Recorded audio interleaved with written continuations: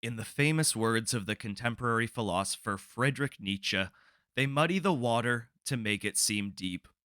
I found myself often reminded of this quote as I watched through the Ahsoka series, which can best be summarized as a devastating triumph of ambiguity over actual substance. Leaving certain aspects of a story open to the interpretation or imagination of the audience can certainly have a positive impact on the viewing experience, but when this is taken too far, it can achieve the opposite effect by undermining the quality of the story and any real significance behind it. When employing ambiguity in writing, the writer is essentially sending the audience on a journey through a thick cloud of fog. If they don't leave them with a trail to follow, or at least point them in the right direction, then it shouldn't be a surprise when the audience becomes lost and unable to interpret the meaning of the journey. Sure, they might see certain shapes or images in the clouds through their own personal interpretation, but a good writer should be capable of telling a story without relying predominantly on the psychological tendency to perceive meaningful connections between unrelated things. A significant amount of the dialogue throughout the Ahsoka series is written in a way that can be best described as vague to the point of having little to no comprehensible meaning.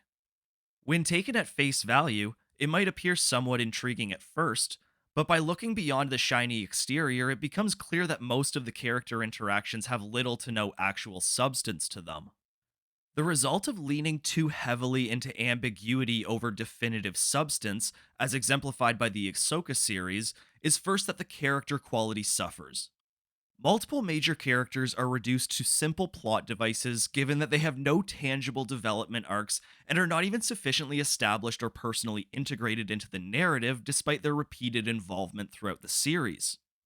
Secondly, without substance to drive the narrative, there could be no real purpose or meaning to the story. The plot is reduced to a simple series of events. Things are happening. But what is there to warrant any level of invested interest from the audience? If the journey is that poorly defined, how can the experience be truly rewarding, let alone provide any valuable moral lessons? When executed effectively, a story that not only facilitates but stimulates the imagination of its audience can provide an incredible and highly appealing experience. But relying on the audience's imagination to the point that they're essentially carrying the story is a significant burden to place upon them. In order to demonstrate this concept, I'm going to break down a few scenes from the Ahsoka series and compare them to other scenes from both the original and prequel trilogies that share some overlapping characteristics. That's right. I'm actually going to reference a Star Wars movie that's infamously known for its poor writing and dialogue to emphasize just how bad the writing is in the Ahsoka series and how this serves to undermine the quality of its story to an even greater degree. Of course, spoilers for Ahsoka Season 1 lie ahead, so if you're looking to avoid those, you can jump ahead to the conclusion at this point. Otherwise, let's dive in. First, let's break down Sabine's Jedi training under Ahsoka, which takes place during the third episode over the course of two scenes. Ahsoka's teachings are mostly just a high level rehash of the basics of the Force as already demonstrated throughout historical Star Wars. The Force resides in all living things. Reach out and see with more than just your eyes. Feel the presence of others around you. Train your mind in addition to training your body. Anger and frustration are quick to give power, but they also unbalance you. Maybe it would be more thought provoking if it wasn't so plainly derivative of the movies, or if the concepts had at least been incorporated through dialogue more personally tailored towards the traits and experiences of the actual characters involved. That's probably far too much to ask for, though, given how shamelessly self referential Star Wars has become under Disney. So it's established that Sabine is proficient with weapons due to her Mandalorian upbringing, but her inability to feel and connect with the Force prevents her from progressing as a Jedi. In fact, based on Hui Yang's historical records, she's actually the worst possible candidate in the entire history of the Jedi Order. But of course, that's irrelevant because according to Ahsoka, talent is only a factor, with training and focus being what truly defines a Jedi's success. The only reason the Force isn't something used normally by everyone across the galaxy is because most people lack the discipline required to master its ways. It's nice to think that anyone can be anything they want, even a Jedi if they just try hard enough. But this level of retconning to the Force opens up a massive can of worms for the Star Wars canon, in addition to directly insulting the respective individuality of some of its most iconic characters. But I'm gonna have to save that topic for another video, though, before I digress too far into it. In response to Sabine's inability to use the Force, Ahsoka provides her with a lesson in a manner reminiscent of a university professor who only cares about their research but has a mandatory teaching requirement to maintain their tenure. Her advice to Sabine is that it takes time and it cannot be rushed regardless of the circumstances. Learning to wield the Force takes a deeper commitment, but that's something that she'll have to discover herself. Just start small. Huh? And here we go. I hope you're hungry. For nothing. It's one thing to give an open ended teaching that promotes a degree of independence and self discovery, but this is just borderline meaningless on top of being entirely unhelpful in the current circumstances given that time is supposedly of the relative essence. Throw me a frickin' bone here! It's all fine and dandy, though, because regardless of the lack of progress Sabine demonstrates throughout her training and over the course of the show, she becomes all powerful with the Force in the final episode when the plot demands it because the writers need to inject some nostalgia bait from the Rebels animated series. Within the context of the Ahsoka series alone, you're left to wonder how or why this would even be possible. There's no clear reason why Ahsoka's generic teachings would have any connection to Sabine's spontaneous development. One of the only clearly articulated points over the course of the training was that while anyone can use the Force, for her it will be particularly difficult and require significant time and effort. So that was a fucking lie.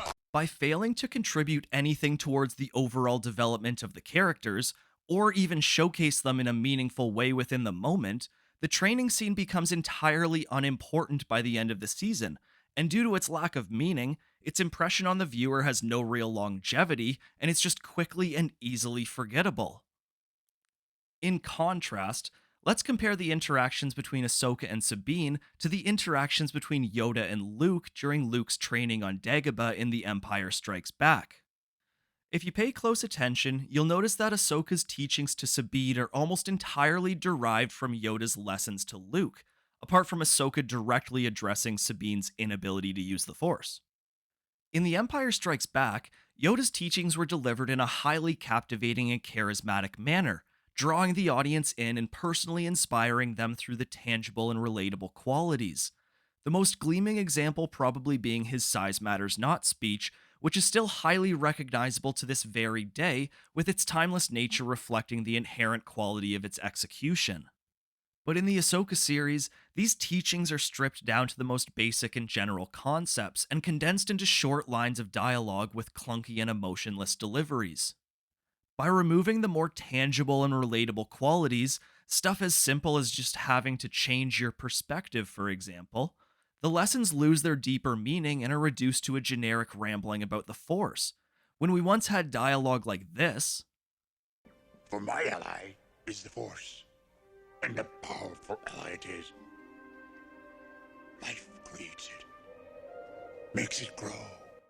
Its energy surrounds us and binds us. Luminous beings are we, not this crude matter. You must feel the Force around you. Here, between you, me, the tree, the rock. I don't believe it. That is why you fail. it's now been reduced to this. You're training the body, but you must also open your mind. Learning to wield the Force takes a deeper commitment. How? That's something you'll have to discover. Not everyone can handle the type of discipline it takes to master the ways of the Force.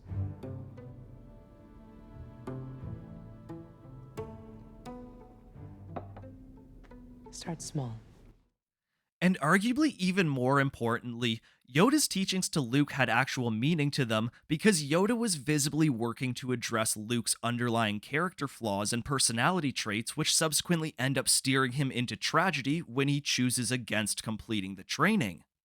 The interactions over the course of the training itself provide strong insight into the respective minds of the characters, and the sequence serves as a critical moment in Luke's overall development arc. Because of this, the sequence has actual meaning to it beyond just simply steering the plot forward. In the very first interaction between the characters, Yoda initially withholds his identity to effectively demonstrate that Luke lacks patience, focus, and mindfulness, all very important qualities for one to possess if they're going to be trained as a Jedi. Yoda believes that Luke has a tendency to be distracted and impatient, and because of this, he's unable to make the most of the present situations he finds himself in. He's always looking forward to the future or to what lies on the horizon, focusing on the next great cause as opposed to where he is and what he is doing in the moment. This temperament, along with his inherent desire for adventure and excitement, can cause him to be reckless and impulsive. By pushing Luke's patience to its breaking point before revealing his true identity, Yoda demonstrates to Luke that in his persistent need to track down an unknown Jedi Master, he had failed to see the Jedi Master standing directly in front of him the entire time. It's fucking brilliant. And of course, this all directly translates into Luke's premature departure from Dagobah as he disregards Yoda's guidance and abandons his training to rush to confront Vader and protect his friends. He reverts to being reckless and impulsive, abandoning his present situation and whatever benefits it may provide for him in lieu of what he perceives to be a greater cause. Instead of overcoming his hubris, he chooses to embrace it, and it subsequently drives his character into their respective tragedy. Again, it's fucking brilliant. The last thing that I'll mention here before moving on is how Luke's training under Yoda is articulated very well not only through its dialogues, but also through its visuals. Luke is seen training physically on the makeshift Dagobah obstacle course, as well as training his mind over the multiple meditation scenes. As the scenes progress, it is quite clear that Luke is making steady progress, and his powers and capabilities are growing as he works to embrace Yoda's teachings. The development of Luke's powers and abilities runs parallel to the development of his character, and the two remain in logical agreement with each other over the course of the movie. Even though he fails to complete his training, fundamentally ensuring that he won't have the skills required to defeat Vader in confrontation, Luke has still made enough progress to logically make him capable of escaping and reaching out to Leia through the Force to seek aid in his rescue. Sabine, on the other hand, shows no visible progress in her ability to wield the Force during Ahsoka's training. In fact, she demonstrates no ability whatsoever to use the Force at any time during the training, which makes her spontaneous ability to use it later in the series that much more unreasonable and nonsensical within the established context of the story. The entirety of Sabine's training under Ahsoka, at least based on what's established in the show, provides nothing of significance to either Sabine or the audience, primarily because there is no fundamental connection to her character's personality or development arc. Because of this, her Jedi training serves little to no importance to her character or the plot of the show. But what it lacks for in substance, it certainly makes up for in ambiguous dialogue. Now let's discuss Baylan Skoll, possibly the true champion of ambiguity in a show so lacking in substance and meaning. Baylan Skoll is actually quite phenomenally portrayed by Ray Stevenson, who brought so much charisma to the role that he was actually mostly able to overcome the quality of his character's writing. But given the terribly unfortunate circumstances surrounding the actor, it's really disappointing that his character was not further established and better utilized in what will end up being one of his final performances. When Ahsoka and Baylan first meet face to face on Cetos in episode 4, not much is known about Baylan's character. It's been established to the viewer that he's a former Jedi who's now wielding the dark side and has taken a new apprentice. Him and his apprentice are now employed as mercenaries and assisting in the return of Thrawn, but it's implied that Baylan seeks a mysterious greater power beyond all of this. When he first meets Ahsoka, Baylan begins by taunting her for abandoning Anakin as he fell to the dark side, which is somewhat undermined by Anakin's whole redemption arc that happened like 12 years ago during the Battle of Endor. But I guess Disney's pattern of willful blindness towards Anakin's redemption arc allows them to keep milking their cash cow dry regardless of how much it undermines his character. The pair then proceed to have a relatively generic back and forth where Baylan elaborates to a somewhat disinterested Ahsoka about how he wants to secure a new future. He isn't starting a war, he's just helping Thrawn start a war, because you have to destroy in order to create. It's an unfortunate evil, but a greater truth. What does that even mean? Initially, it sounds elaborate enough, possibly even morally complex, but it's a bit of a metaphorical hot air balloon in that when you begin to scratch its surface, the hot air starts venting out and everything just comes crashing down. I assume the intent was to illustrate Balin's character as somewhat more morally gray, but this kind of falls flat on its face given that helping start a war isn't much better than starting the war himself. And given the awkward existence of Disney's sequel trilogy lying directly down the road from this series, it would have been useful if the writers had been able to better define this vision for a greater future. Despite willingly retconning historical Star Wars, Disney has stubbornly ensured that their sequels are here to stay. So, given that Balan Skoll and his vision for a greater future are destined to become entirely irrelevant within 20 years of the established timeline, it would be beneficial to establish some actual importance or significance to all of this in the present time frame. You know, give the audience a reason to actually give a fuck. But given how generic the writing is, the only conclusive takeaway for Balin's character in this scene outside of his mysterious ambitions is that he knew Anakin Skywalker from the Jedi Order and lived to see what he became. Between that and Ahsoka's minimal dialogue and general unwillingness to interact with him, instead opting for lightsaber combat, there's next to nothing in the interaction that effectively establishes or develops either of the characters involved. In comparison, let's break down the first interaction between Obi-Wan and Count Dooku following the former being captured on Geonosis in Attack of the Clones. A movie which, despite being widely criticized for its writing, in this particular instance utilizes its dialogue to produce a scene with far greater significance to its overall story in comparison to the Ahsoka series. These two scenes share a surprising amount of overlapping characteristics despite the obvious differences in the circumstances of the situations presented, which I'll address at the end of the segment, so please bear with me for now. Both scenes feature the first direct encounters between a primary hero and a major antagonist, setting the stage for them to form their initial impressions of each other. Both villains are older and seemingly wiser, with the full extent of their knowledge and power yet to be revealed to this point. Despite not having previously met the heroes, both villains share past relationships with the heroes' former masters through their own involvement in the Jedi Order, which provide them a degree of insight into the minds of the heroes. And both of them leverage their respective experiences in their attempts to manipulate the heroes to their own advantage. In Attack of the Clones, the interaction begins with Dooku making a deceitful effort to downplay his own involvement in Obi-Wan's imprisonment, instead opting to place blame on the distrusting nature of the Geonosians. Dooku insists that he has no knowledge of the bounty hunter Obi-Wan has pursued here, and that he will advocate for Obi-Wan's release. The interaction then takes an interesting and unexpected turn. Through the dialogue, it's revealed that Obi-Wan's former master, Qui-Gon Jinn, had originally been trained as a Jedi under the teachings of Count Dooku. Much like Balan and Ahsoka, this establishes a connection between the two characters, but with Obi-Wan and Dooku, it's much more personal and meaningful to the dynamic between them. It's kind of like meeting your estranged biological grandfather for the very first time, as opposed to being introduced to a random guy who used to work for the same company as your dad. More importantly, though, this interaction between Dooku and Obi-Wan serves to provide a deeper illustration of the characters involved, predominantly Dooku, as his character has the bulk of the dialogue, but Obi-Wan as well to a certain extent. And on top of the individual character development, it also sheds further light into the overall plot of the prequel trilogy while still remaining mysterious enough to build a degree of suspense.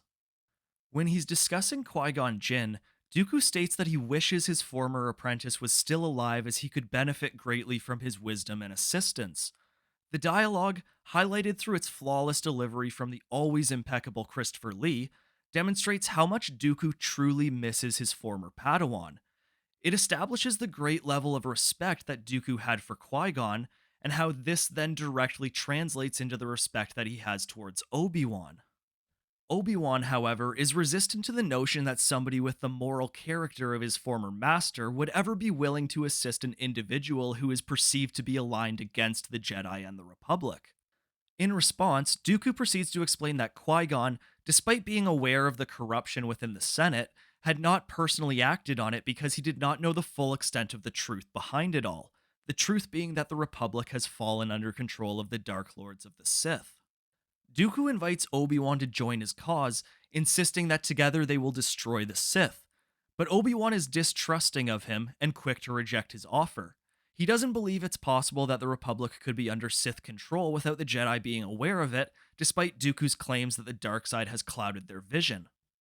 Obi-Wan's decisive rejection of Dooku's offer demonstrates his character's unwavering loyalty towards the Republic and the Jedi Order, even in the face of uncertainty and his own personal attachments. I wonder where this might become relevant again. Anakin, my allegiance is to the Republic, to democracy! Obi-Wan's dialogue here is really nothing fancy, but even in its simplicity, it speaks to the nature of his character while also subtly highlighting one of the more self destructive personality traits that's become common amongst the Jedi Order. The interaction highlights the underlying hubris of the Jedi in their arrogance and unwillingness to accept the limitations of their powers. Because of this, they don't fully acknowledge the extent of the danger growing within the shadows outside of their control, fully exemplified by Obi-Wan's disbelief towards the situation. In regard to Dooku's character, his debut is actually successful in portraying him as much more morally gray than you would expect from a traditional antagonist. While it's unreasonable to assume that he isn't speaking in a manipulative and possibly deceitful manner, most of his statements are undeniably true from the perspective of the viewer in the previously established context of both the prequels and the original trilogy. His willingness to reveal so much about the Sith involvement in the Republic in his attempt to sway Obi-Wan to join his cause depicts tremendous confidence as opposed to arrogance in the context of the scene. Regardless of his honesty, Dooku clearly believes that he holds all of the cards in this moment, even to the point where he's willing to show a few of them to his opponent if it helps him bluff his way to an even better personal outcome. While it's made clear by the end of the movie that Dooku has embraced the dark side and is in fact working with Darth Sidious, his longing for Qui-Gon's wisdom and opportunistic appeal for Obi-Wan's help to destroy the Sith alludes to a greater personal ambition and a more complex moral nature. And despite him being used as more of a mechanism in Anakin's fall to the dark side when he makes his return in Revenge of the Sith, this adds a level of depth to his character during his most emphatic cinematic utilization in Attack of the Clones. Anyways, before closing out this segment, I'd like to tidy it up a bit by discussing the differences in the two scenes as they must be addressed to avoid devaluing the comparison. The obvious difference between the two scenes is in their underlying circumstances, as Obi-Wan is relatively helpless, being held prisoner in unknown circumstances when he's visited by Dooku. Ahsoka, on the other hand, is in pursuit of the map leading to Thrawn and finds Baylan in her immediate way upon discovering its location. There's seemingly a greater degree of urgency to Ahsoka's situation, which could work to justify the brief dialogue and the fact that Ahsoka chooses to end the conversation prior to gaining any meaningful insight into her adversary. But this is undermined first by the episode's inability to properly establish a logical sequence of timing, and secondly by the hero's general lack of urgency shown throughout not only the episode itself, but pretty much the entirety of the series. Given the glacial pace of the show, there is ample opportunity for meaningful dialogue. Even after the conversation ends and the pair ignite their lightsabers, they proceed to stare at each other for 50 seconds of real time before initiating combat. If Ahsoka was in such a rush to end the conversation with Baylan, then why did she just continue to stare at him for nearly as long as she spent actually talking to him? But I digress. I mean, it's not like meaningful dialogue between characters serves any real purpose in advance of a lightsaber duel. I definitely can't think of any time that has been beneficial to the story. The circle is now complete. When I left you, I was but the learner. Now I am the master. Only a master of evil, Darth. The Force is with you, young Skywalker. But you are not a Jedi yet. And also, if Ahsoka's goal is to stop the villains from using the map to locate Thrawn, then why not just force push it off of the cliff and into the ocean? Maybe she gets lucky and it gets destroyed on the rocks below, but at a minimum she would buy herself some much needed time. I apologize for the digression here, but the point I'm trying to make is that despite the underlying circumstances between Ahsoka's initial confrontation with Baylan, there was still potential to script the scene in a way that it could actually provide some meaningful insight into the characters involved. To squander the initial confrontation between the titular hero and a villain of such charisma is simply a missed opportunity. Even by the end of the first season, Balin's ambitions remain almost completely unestablished. The finale sees him venture off on his own to discover the Agnorath from Lord of the Rings. I mean, a statue of the father and the other Mortis gods, which will mean nothing to viewers who haven't seen the sixth season of the animated Clone Wars series. From what I can remember, the Mortis gods are these ancient Force users who are like the physical embodiments of the Force itself. The daughter represented the light side, the son represented the dark side, and the father represented balance. Given that they all died during the Clone Wars series, it would be in true Disney Star Wars fashion for them to all make a mysterious return through a lazily written narrative. Assuming the average person has not watched well into the sixth season of the Clone Wars series, all of this likely means absolutely nothing to them. And better yet, if you are familiar with the Mortis gods, it still really doesn't mean anything other than there are probably more mysterious dead people coming back. What? One more thing. There. Now it's art. Well, what do you think, Squidward? Just take it all in for a moment. Let it soak in. So before I conclude, I think it would be a bit of a disservice to today's theme of ambiguity versus substance if I didn't at least touch on the world between worlds and the return of Anakin Skywalker to complete Ahsoka's training. Or at least something like that. Where to even begin? I won't bother spending much time discussing the lack of depth in Anakin's teachings, because I've basically already covered that topic when breaking down Sabine's training under Ahsoka. Anakin's teachings are once again vague and generic, but this time there's one primary theme to them. What's the lesson, Master? Live.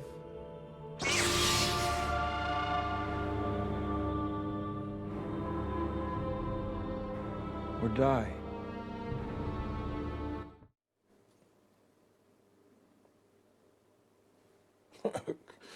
Okay. And can you guess which one she chooses in the end? I choose to live.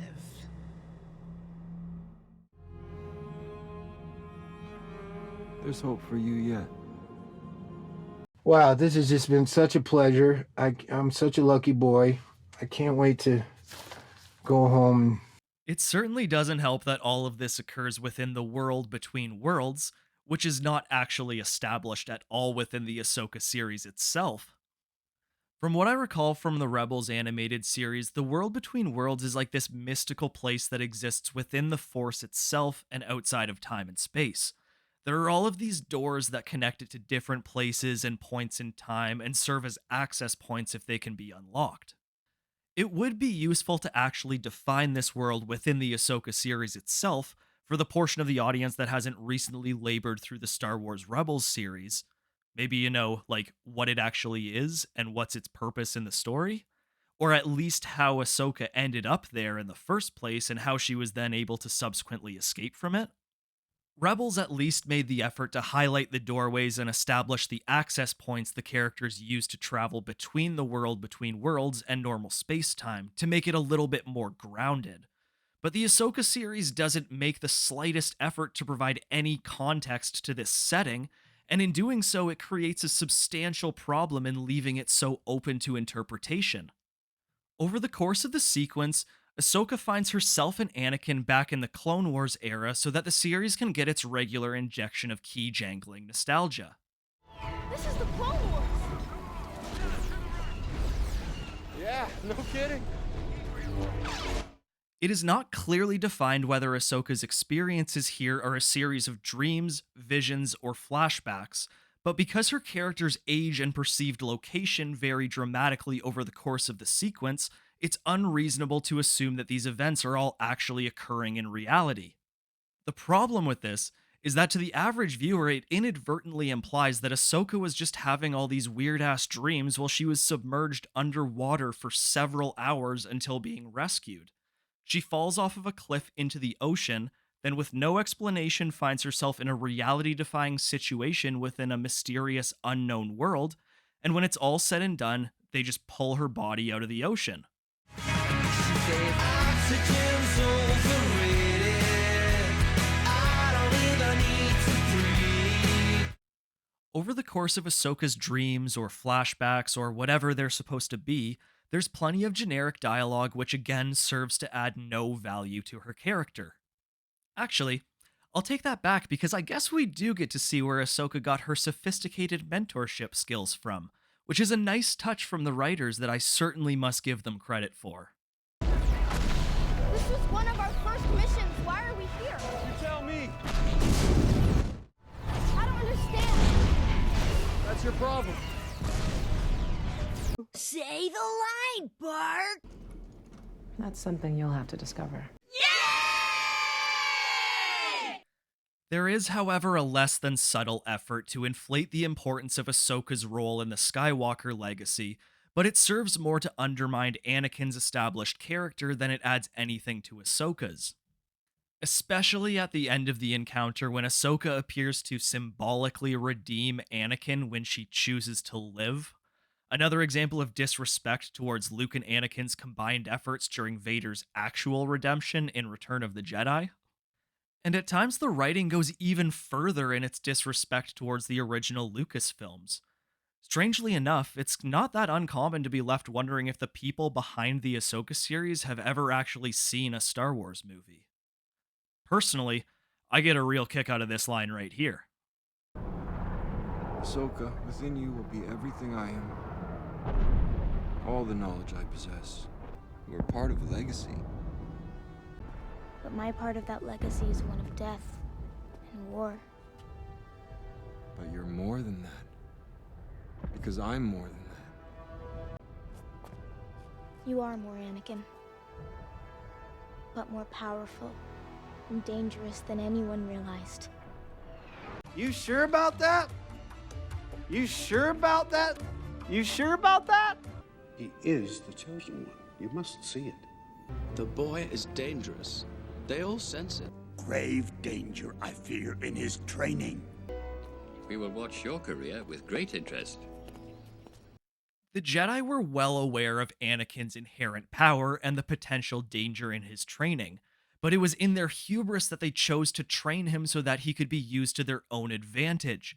In doing so, they mistreated him along the way, facilitating his fall to the dark side under Palpatine's manipulations. The Jedi Order was flawed and imperfect, but they were not complete idiots like the characters in this show who willfully manufacture the peril they find themselves in through their own decision-making. It really is a sign of terrible writing when there's a need to disparage the previously established canon in a desperate attempt to validate the significance of the new material. Especially when it's primarily at the expense of a movie like The Phantom Menace, which already does more than enough to show that it's quite capable of disparaging itself on its own.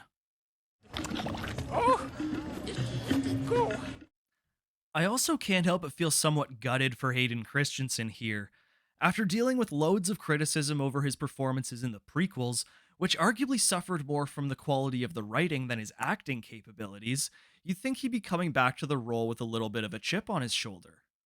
But instead of getting a high-quality script and an actual opportunity to redeem himself, his character's dialogue in the Ahsoka series is somehow written even worse than in the prequels. Do you think he ever imagined he would return to the role of Anakin Skywalker only to get lines like this? You look old. I don't know this battle. Looks intense. You lost a fight. Trying to die. Oh, shit. Here we go again. I don't like sand. I just hope that at least he got some massive paychecks. In this episode particularly, it becomes increasingly obvious that the writers had a checklist of nostalgic Clone Wars related stuff that they desperately had to include, and this took clear priority over writing a coherent script or telling an actual story. They had to bring back Anakin, they had to go back to the Clone Wars, they had to have Captain Rex and young Ahsoka in live action for the Clapping Seals. Shit, they even brought back the Mandalorian Super Commandos from when Darth Maul took control of the Death Watch, which was super random, but I'll admit, those guys are pretty fucking cool.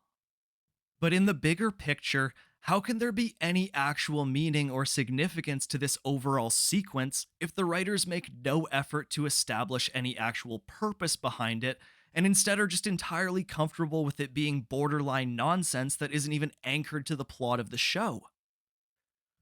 Whether it is in film, television, literature, or another medium, a writer's ability to maintain a degree of ambiguity while still telling a well articulated story can result in an increasingly exciting adventure.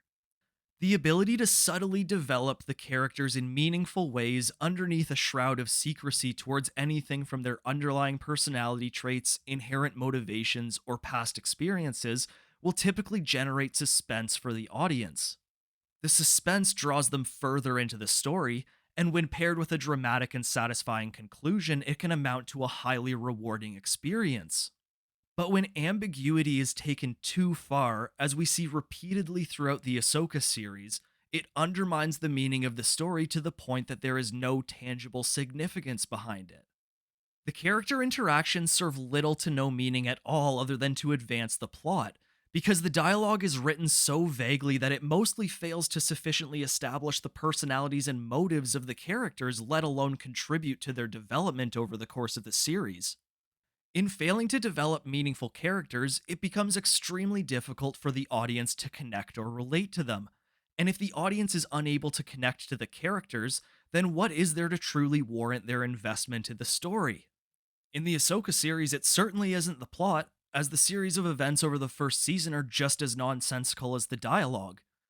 It isn't the clear moral message, because there is no clear moral message, unless you want to use your imagination and do all of the heavy lifting for the writers. That's something you'll have to discover.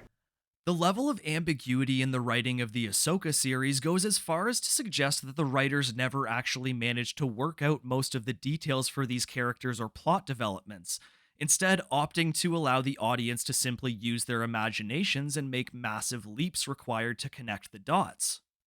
It's almost like the writers equated the development of the characters to a parent who gives their toddler an action figure to play with. It's a cheap piece of plastic, but toddlers tend to have hyperactive imaginations, so it should keep them busy for a while until they get bored of it. And maybe the brief distraction will even buy the neglectful parents enough time to figure out how to actually keep their kids entertained. See, I knew this would happen, which is I give Thrawn, but it's like as soon as you give them, it must be like if you have a child, you give them a toy, and they're like, "Yay! What else have you got?" And it's like, "No, play with Thrawn for a little bit." Lasts for 30 seconds. Yeah, you know. I mean, I'm certainly no professional writer or showrunner, but if I was to ever oversee the creation of a show with a 14 plus rating, personally, I would opt to treat the audience like adults and not children. But who are we fucking kidding? I mean, it is Disney, right?